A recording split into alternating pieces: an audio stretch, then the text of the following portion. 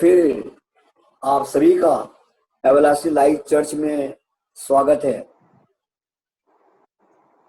Once again, we welcome all the members of Everlasting Life Church on this Sunday service. इस समय हमारे church के जो prayer योद्धा हैं वो आप सबके लिए प्रार्थना करेंगे। मैं उन सब का स्वागत करता हूं। I welcome all the church members and the church warriors, prayer warriors, to pray for all the people. प्रार्थना करेंगे और मिसेस एथर डेविड आप सबके लिए प्रार्थना करेंगी। आइए हम प्रार्थना करें। धन्यवाद करते हैं यीशु राजा आज के दिन के लिए प्रभु जी, कि प्रभु जी आपने प्रभु जी सबत के दिन प्रभु जी हमें प्रभु जी आप जीवित रखे प्रभु जी, ताकि हम प्रभु जी आपकी हम सना कर सके, आपके हैकल में आकर प्रभु जी आपसे प्रार्थना निवेदन कर रख सकते हैं प्रभु जी। धन्यवाद करते हैं प्रभु जी की सारी आशीष के लिए प्रभु जी जो आप अब तक आपने हमारे को दी है प्रभु जी। प्रभु जी दुआ करती हूँ सब बीमारों के लिए प्रभु जी जो ग्रस्त है कोरोना वायरस से प्रभु जी, आप उन सबको चंगाई दीजिए प्रभु जी। जो प्रभु जी आपकी सेवा कर रहे हैं प्रभु जी, मेडिकल लाइन के और भी लोग प्रभु जी, आप उन सबको सुरक्षा दीजिए और रक्षा करिए प्रभु जी, ताकि वो लोग प्रभु जी आपके लोगों की सेवा कर सके प्रभु जी। जो संसार में प्रभु जी महामारी आई है प्रभु जी, उस पर प्रभु जी आप अपना कंट्रोल कीजिए प्रभु जी, ताकि ये संसार प्रभु जी जो बची है प्रभु जी आपकी प्रभु जी आपकी महिमा करने वाले हो प्रभु जी। सारी बातों को प्रभु जी आपके सामने रखते हैं, मांगते हैं यीशु मसीह के नाम पर, आमीन। Hallelujah hallelujah hallelujah hallelujah hallelujah hallelujah hallelujah hallelujah. अरे बोले हालेलुया हालेलुया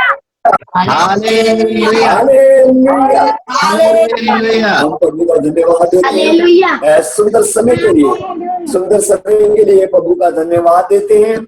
और इस समय हम एक भजन गाएंगे, सारे मिलके ये भजन गाएंगे, आराधना हो आराधना खुदावंद यीशु की आराधना। और इसका मतलब शांतिदाता की आराधना, दूसरा है पवित्र दिल से आराधना, तीसरा है दूतों के संग आराधना। हम सब मिलके ये भजन गाएंगे, आराधना हो आराधना, सारे मिलके आराधना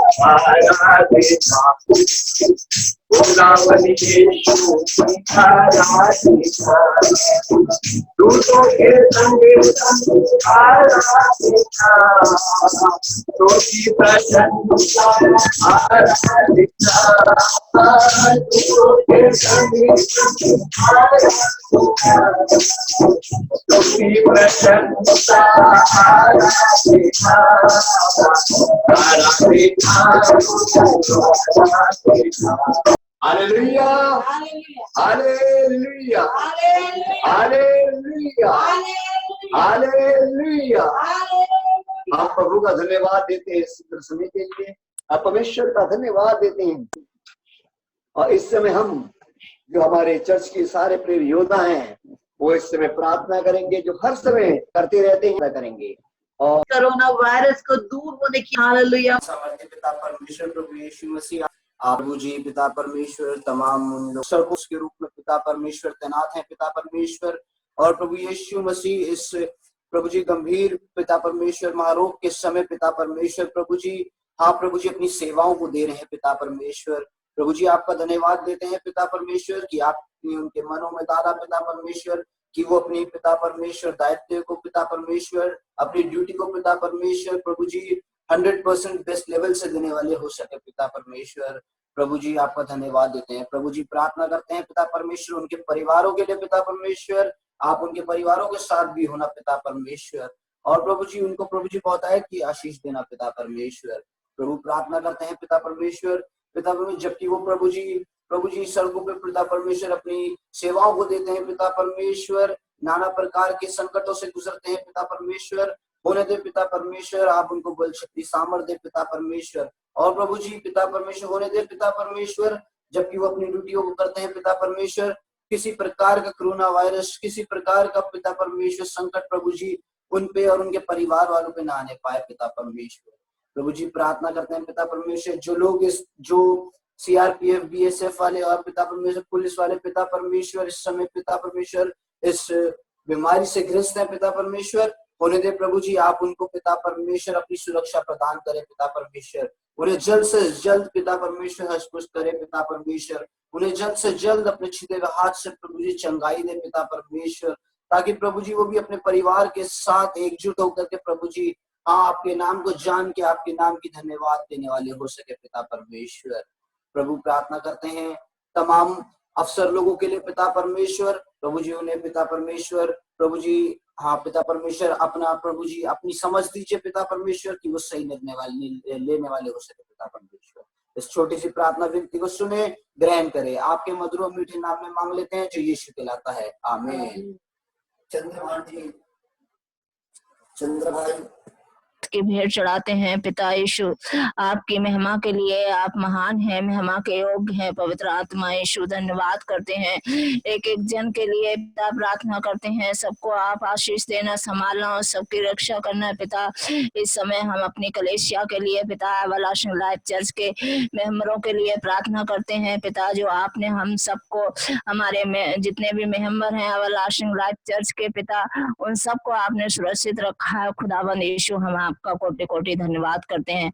हम धन्यवाद करते हैं पिता अपने पास्टर जी के लिए प्रार्थना करते हैं, उनके परिवार के लिए पिता उन्हें बड़ी आशीष देना, उनके शरीर में ताकत बल हिम्मत देना पिता। आपने उन्हें पहले से ज्यादा अच्छा रखा है पिता, और आपने उन्हें इस लायक रखा है पिता कि वो आपसे और हम सबसे हमारे सबके लिए पिता आपसे विनती और प्रार्थना करते हैं पिता, हर बात में सुरक्षा देना, उनके शरीर में ताकत बल और हिम्मत देना पिता, उनकी तबीयत को पिता सही सलामत रखना पिता, उनके परिवार को पिता इस महामारी से बचाना, उनके हर घर की हर जरूरत पूरी करना पिता। धन्यवाद की भेंट चढ़ाती हूँ पवित्र आत्मा यीशु आपकी महिमा के लिए और इस देश के लिए, दिल्ली एनसार के लिए हम प्रार्थना करते हैं पिता, जो आपने पिता इस दिल्ली एनसार को बचाया है पिता, इस देश को, देश के लोगों को पिता हम उन सबके लिए प्रार्थना करते हैं पिता, जो इस महामारी से जूझ रहे हैं पिता, उन सबको बड़ी आशीष देना और इस महामारी से बचा के रखना। खुदावंद यीशु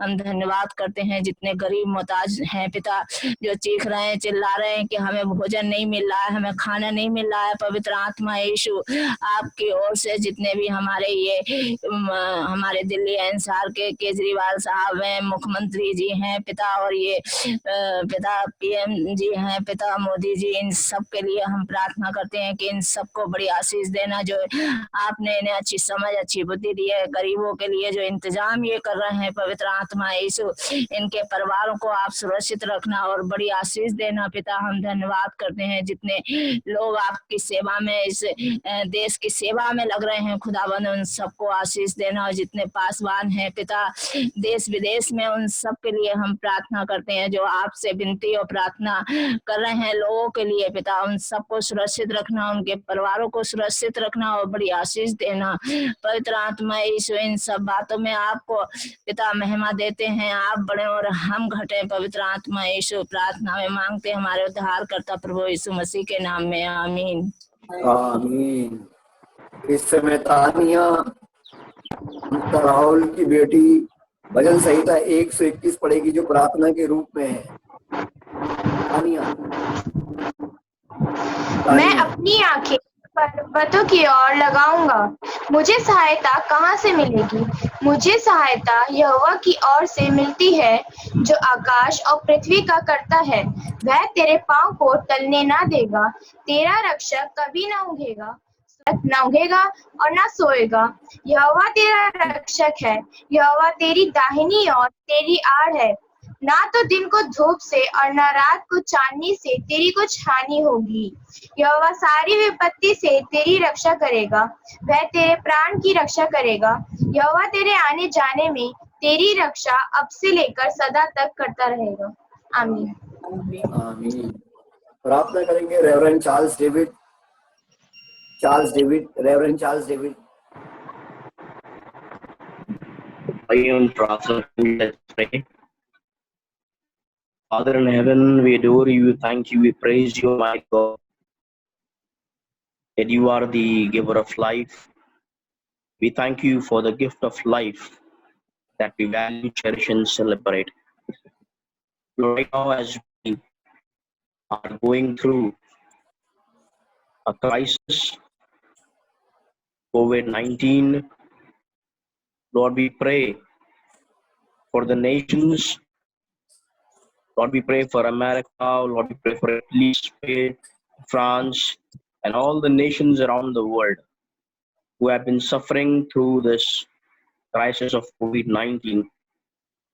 Lord, we pray that your healing hand may come upon these nations. And Lord, all those who are suffering, Lord, and their families, and every person, every individual, every woman, every unprivileged, every poor and powerless individual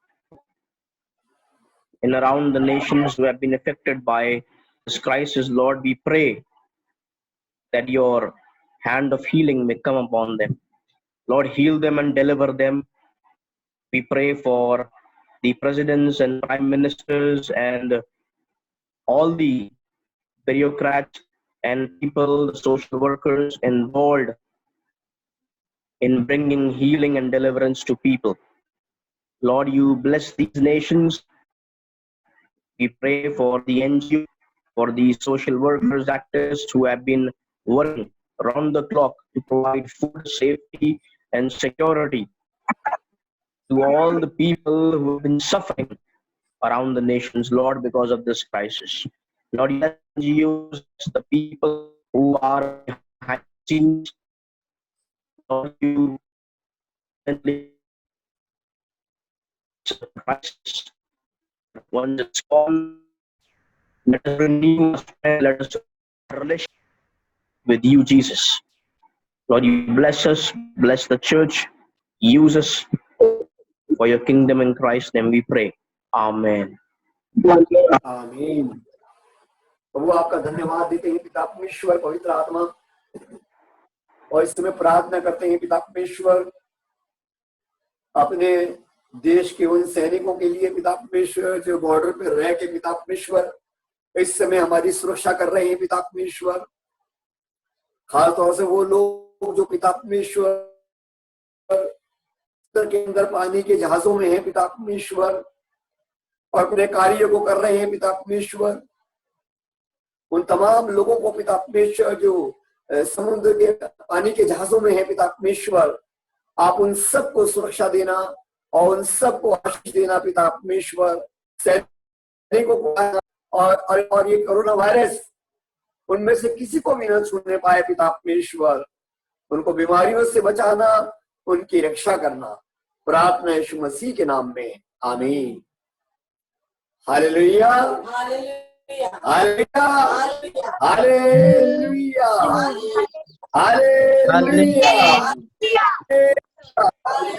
hallelujah. एक बार फिर हम प्रभु के वचन को सुनने जा रहे हैं इस सबत के दिन में, इतवार के दिन में जो प्रभु का दिन है। और आज का वचन जो प्रभु ने मुझे दिया है वो मेरे और आपके जीवन के लिए आशीष का कारण होगा अगर हम उसे ग्रहण करेंगे अपने जीवन में। हम प्रभु का धन्यवाद देते हैं। आज का जो वचन है उसका शीर्षक है बलवा। बलवा, हम देखते हैं कि ये बलवा जो है बाइबल में इसको कैसे देखा जाता है। बाइबल के अंदर बलवे को कैसे देखा जाता है।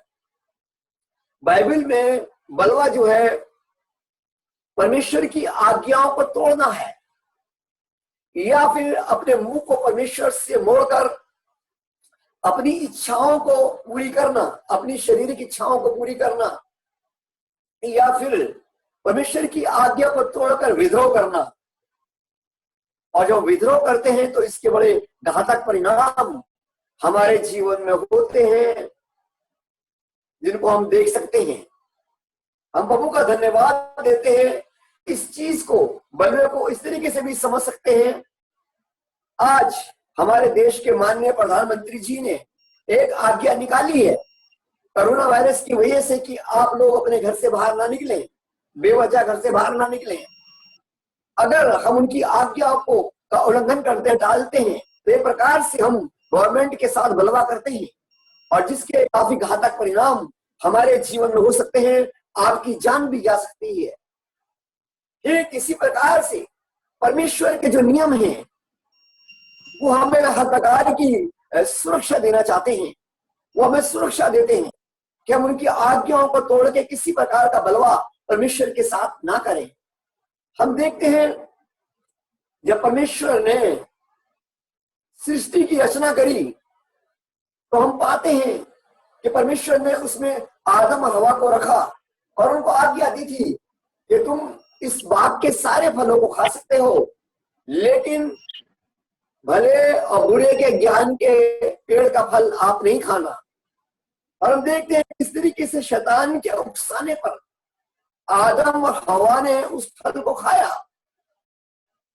और परमेश्वर की आज्ञा को तोड़ा और परमेश्वर के साथ बलवा किया, और उसके परिणाम बड़े घातक हुए कि उन्हें उस बाग अदन से बाहर जाना पड़ा, जिसका नुकसान आज तक मानव जाति उठा रही है। और आगे हम देखते हैं कि जब परमेश्वर ने इजरायली लोगों को मिस्र की गुलामी से निकाला और जब परमेश्वर उनका पालन पोषण कर रहे थे तो हम पाते हैं बहुत से इजरायली लोग परमेश्वर की आज्ञा को तोड़कर उनके खिलाफ बलवा करते रहे, और हम पाते हैं कि परमेश्वर ने उन्हें सजा भी दी और माफ भी किया।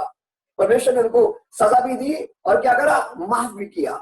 अगर हम पहला शमूएल उसका 12 अध्याय 14 और 15 पद को हम पढ़ेंगे, जैसा मैं अक्सर कहता हूं कि अपनी बाइबल को हमें हर समय अपने पास रखना है ताकि हम अच्छी तरह समझ सकें।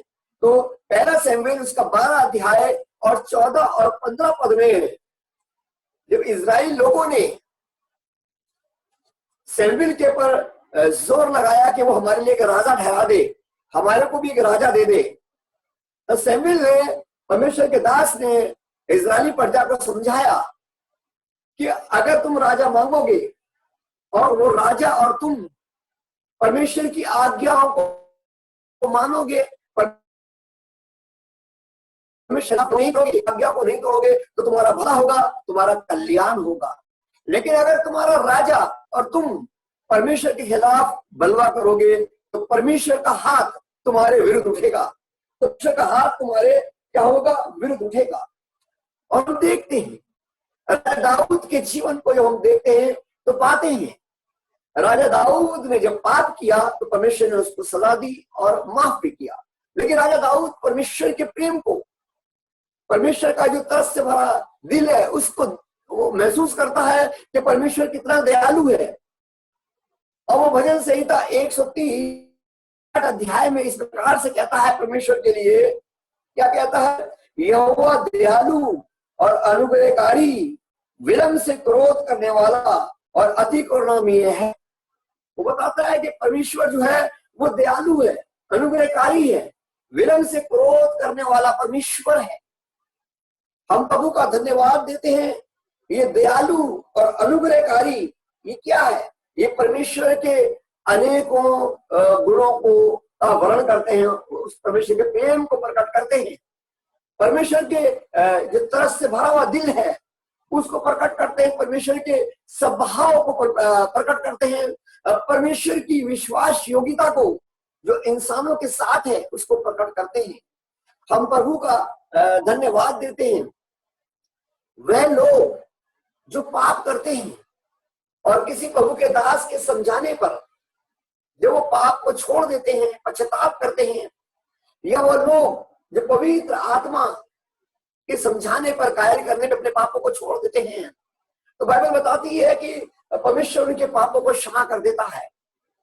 और हम देखते हैं राजा दाऊद के जीवन में, राजा दाऊद ने जब ये मान लिया और ये जान लिया कि मैंने परमेश्वर के खिलाफ बलवा किया है, तो इस प्रकार से कहता है भजन संहिता 32:5 में वो बताता है, भजन संहिता 32:5 अपनी बाइबल में जरूर अपने पास रखें, बाइबल में देखिए, जब मैंने अपना पाप तुझ पर प्रकट किया और अधर्म ना छुपाया और कहा मैं परमेश्वर के सामने अपने अपराधों को मान लूंगा, तब तूने मेरे अधर्म और पाप को क्षमा कर दिया। राजा दाऊद इस बात को बताता है कि परमेश्वर ने मेरे सारे पापों को क्षमा कर दिया। जब हम परमेश्वर के पास आते हैं, अगर हमें ऐसा लगता है कि हम किसी पाप के अंदर जीवन बिता रहे हैं, और जब परमेश्वर के पास आते हैं तो परमेश्वर हमारे सारे पापों को क्या कर देता है, क्षमा कर देता है। Hallelujah, hallelujah, hallelujah. और हम 2 जगहों से और देखते हैं और हम पाते हैं, जब बाइबल का अध्ययन करते हैं, बाइबल के वचन को पढ़ते हैं, मनन करते हैं अपने जीवन में, तो 2 जगहों से और हम देखते हैं कि योना के दिनों में जब नीनवे के लोग पाप कर रहे थे, योना के दिनों में जब नीनवे के लोग परमेश्वर से बलवा कर रहे थे, उसकी आज्ञाओं को तोड़ के, तब परमेश्वर ने योना से क्या कहा हम पढ़ेंगे। योना 3 अध्याय उसके 4 पद के अंदर लिखा हुआ है। योना 3 अध्याय उसके 4 पद के अंदर लिखा हुआ है। क्या लिखा हुआ है? योना ने नगर में प्रवेश करके 1 दिन की यात्रा पूरी की और ये प्रचार करता गया, अब से 40 दिन के बीतने पर नीनवे उलट दिया जाएगा। परमेश्वर ने नीनवे को ये कार्य दिया था कि वो सिर्फ एक ही बात का प्रचार करे उस बड़े नगर में जाके, नीनवे के अंदर उनके लोगों में, कि आज से 40 दिन के बाद नीनवे पलट दिया जाएगा। और हम देखते हैं कि नीनवे के लोगों ने प्रभु के दास योना के वचन पर विश्वास किया और उन सब ने टाट ओढ़ा, राख पर बैठे पश्चाताप किया और वो जोर जोर से चिल्ला के परमेश्वर की दुहाई देने लगे और वो इस कार्य को अपने जीवन में प्रतिदिन करने लग गए। उनके जानवर, उनके पशु सब पास रखने लग गए। ये लोग कौन थे? ये नीनवे के लोग कौन थे? हम जब मनन करते हैं तो पाते हैं ये इजराइली लोग नहीं थे, ये अश्शूरी लोग थे, ये अन्य जाति के लोग थे, है ना। ये इन्होंने परमेश्वर के वचन पे विश्वास किया और जब ये रोने और चिल्लाने लग गए, परमेश्वर की दुहाई देने लग गए, तो हम पाते हैं कि परमेश्वर ने जो इनकी हानि करने की ठानी थी, अपने विचारों को बदल दिया। हम इसको पढ़ सकते हैं योना 3 अध्याय उसके 10 पद के अंदर। तब परमेश्वर ने देखा वह अपने कुमार्ग से फिर रहे हैं, तब परमेश्वर ने अपनी इच्छा बदल दी और जो उनकी हानि करने की ठानी थी उसको नहीं किया। हालेलुया। परमेश्वर ने यहाँ पर अपने इरादे बदल दिए। ये बात योना को बड़ी बुरी लगी। कि योना चाहता था कि परमेश्वर जो है इन नीनवे के लोगों को दंड दे, क्योंकि इन लोगों ने इजराइली लोगों को सताया था, उनको गुलाम बना दिया था, उन पर चढ़ाई करी थी, उन्हें तितर-बितर कर दिया था। तो योना चाहता था कि परमेश्वर इनको दंड दे, लेकिन हम देखते हैं कि परमेश्वर ने अपने मन को बदल लिया। जब देखा कि ये कुमार्ग से फिर गए हैं, परमेश्वर ने अपने इरादे को बदल लिया। क्यों? सवाल आता है विश्वासियों, क्यों परमेश्वर ने अपने इरादों को बदला? क्या इसलिए कि वो उपवास रख रहे थे? क्या इसलिए कि वो कुमार्ग से फिर गए थे? तो इसका जवाब हम पाते हैं, इस क्यों का जवाब पाते हैं इसी बाइबल में योना की पुस्तक उसका 4 अध्याय 2 पद को जवाब पढ़ते हैं तो वो पाते हैं उसने यहोवा से ये कह के प्रार्थना करी। उसने किसने? योना ने ये कह के प्रार्थना करी, क्योंकि मैं जानता था, योना कहता है कि मैं जानता था कि तू क्या है, अनुग्रहकारी और दयालु परमेश्वर है और विलंब से क्रोध करने वाला, करुणानिधि और दुख देने से प्रसन्न नहीं होता। योना बताता है कि तू दयालु है, कृपालु है और दुख देने से प्रसन्न नहीं होता। प्रभु के लोगों, हमारा परमेश्वर हमें दुख देने से प्रसन्न नहीं होता। और हम दूसरी जगह पाते हैं नूह के समय के अंदर, जब परमेश्वर ने अपनी निगाह पृथ्वी पर फैलाई तो सब कुछ बिगड़ा हुआ पाया। और उसको हम पढ़ सकते हैं उत्पत्ति की पुस्तक, उसका 6 अध्याय और 6 पद से जब हम पढ़ना शुरू करेंगे तो वहां लिखा है, और परमेश्वर सृष्टि को बनाने से पछताया, उसकी रचना करने से पछताया, वो दुखी हुआ, उसके मन में दुख हुआ उनको बना के, क्योंकि वो सारे लोग परमेश्वर के खिलाफ बलवा कर रहे थे। वो सारे के सारे लोग परमेश्वर के खिलाफ बलवा कर रहे थे। और परमेश्वर ने, जो उस जमाने में एक धर्मी व्यक्ति था जिसका नाम नूह था, उससे बातचीत करी। और परमेश्वर ने नूह से इस प्रकार से कहा, 13 और 14 पद को जो पढ़ेंगे, 6 अध्याय के 13 और 14 पद में पढ़ेंगे, वहां लिखा है, परमेश्वर ने नूह से कहा, सब प्राणियों का अंत करने का प्रश्न मेरे सामने आ गया है। अब सब प्राणियों का नाश करने का प्रश्न मेरे सामने आ गया है, इसलिए तू दोपहर की लकड़ी का क्या कर, एक जहाज बना ले। हालेलुया।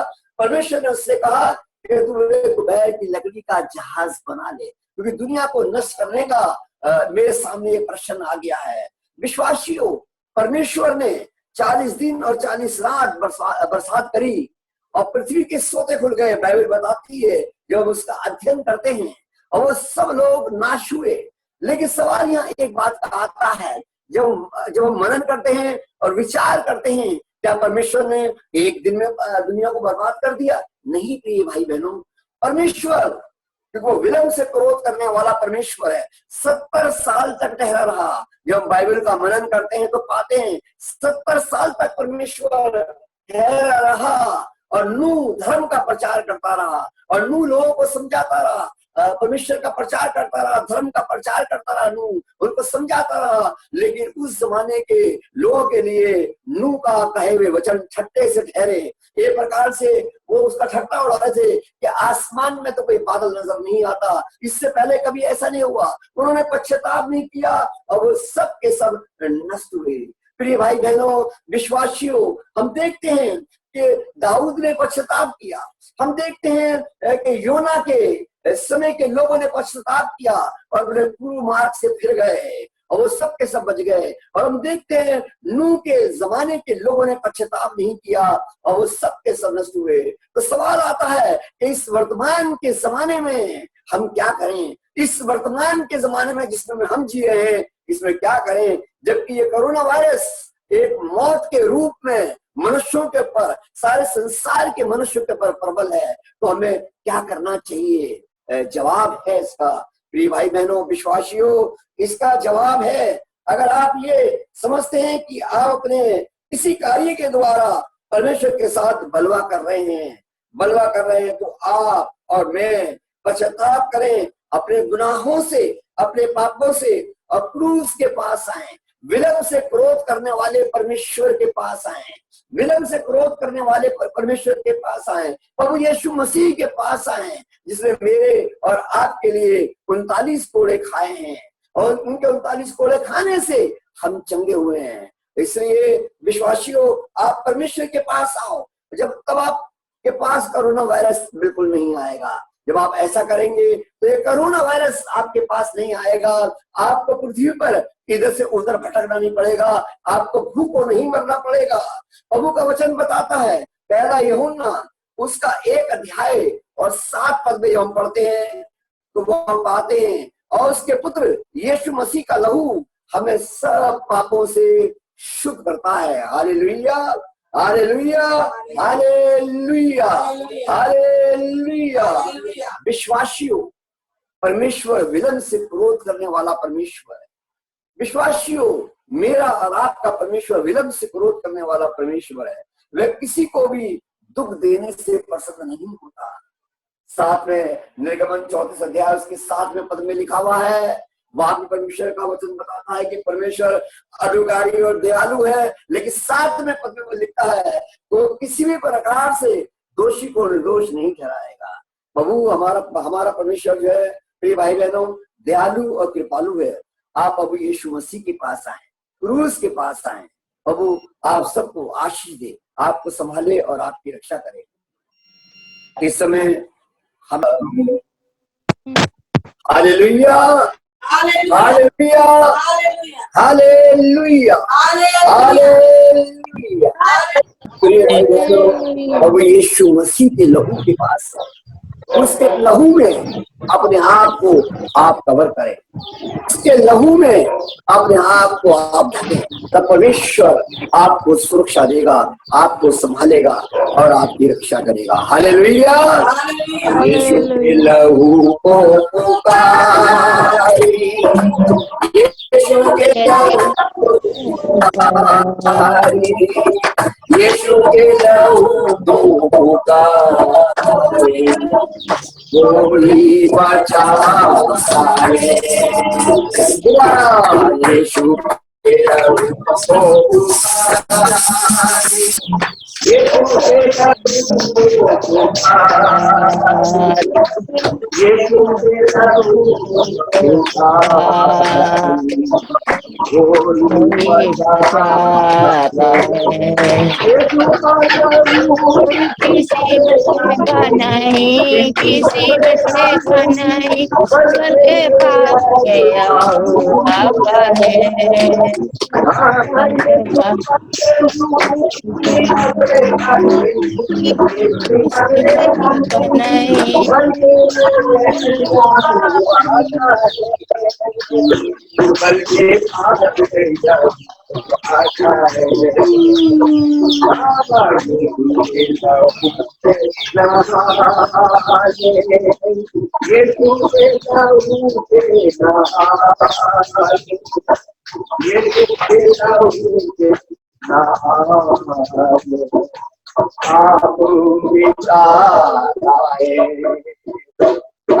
यीशु के लहू को पुकारे, यीशु के लहू को पुकारे,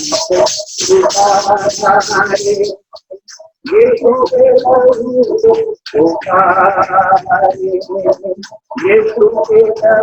को पुकारे, गोली बचा है। यीशु का लहू किसी मुर्दे का नहीं, किसी पापी का नहीं, घर के पास लहू आता है। यीशु का लहू किसी मुर्दे का नहीं, किसी पापी का नहीं, घर के पास लहू आता है। बल्कि पास लहू आता है।